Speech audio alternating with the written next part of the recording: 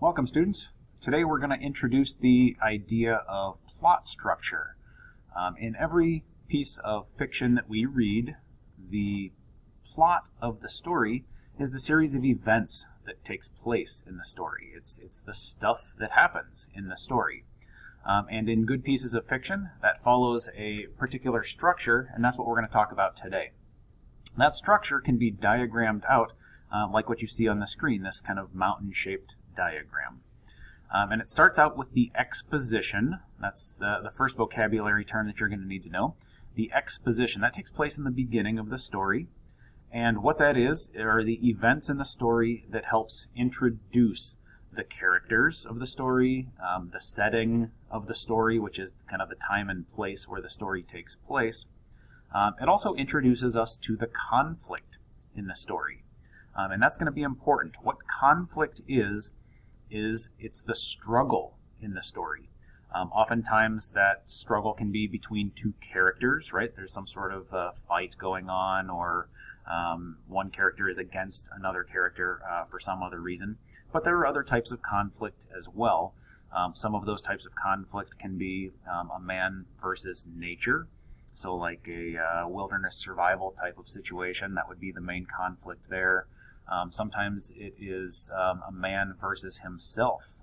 If a character is struggling with some sort of emotional problem or moral or ethical dilemma, that would be a character kind of struggling with their own thoughts and feelings. Another type of conflict can be a man versus society. So when a character is struggling to fit in with the rest of society for one reason or another, that could be an example of that conflict. So those concepts are introduced in the story with these events in the exposition. Again, exposition is the events of a story that introduces the characters, the setting, and that conflict. As the story progresses, you move into what are called the rising actions. Those are the events in a story that help build the intensity of that conflict, that struggle within a story. So it's the events that help make that conflict more and more and more intense. Those are the rising actions. Eventually in a story you will get to the climax of the story. And the climax of a story is where the struggle, that conflict, is at its most intense. It's the turning point in the story. That struggle has gotten to its very peak, and that is the climax of the story, when that struggle, that conflict is at its peak. After that peak, after that climax, leads to the falling actions, and those are events in the story that help to wrap up the conflict, whatever that struggle was that's been taking place most of the story gets wrapped up.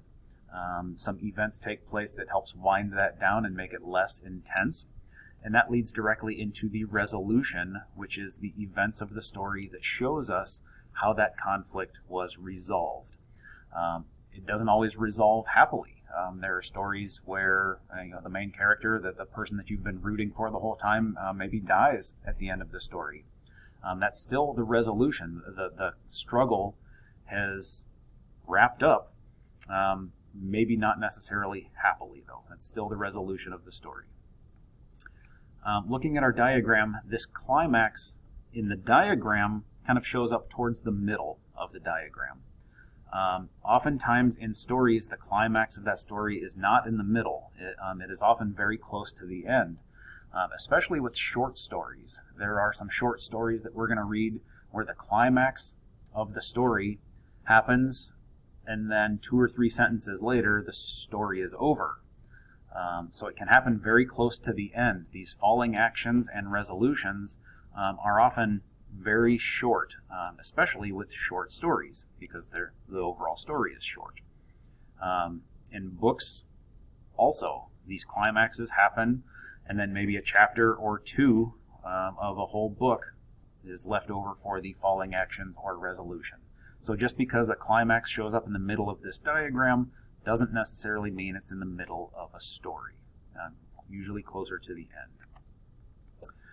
So what we're going to do is we're going to apply these concepts, these vocabulary words, and these ideas to some pieces of video and some stories that we are going to be reading in class. But for now, make sure that you understand the definition of these terms and kind of how to identify them in a story. Thanks for watching today, and we'll see you next time in class.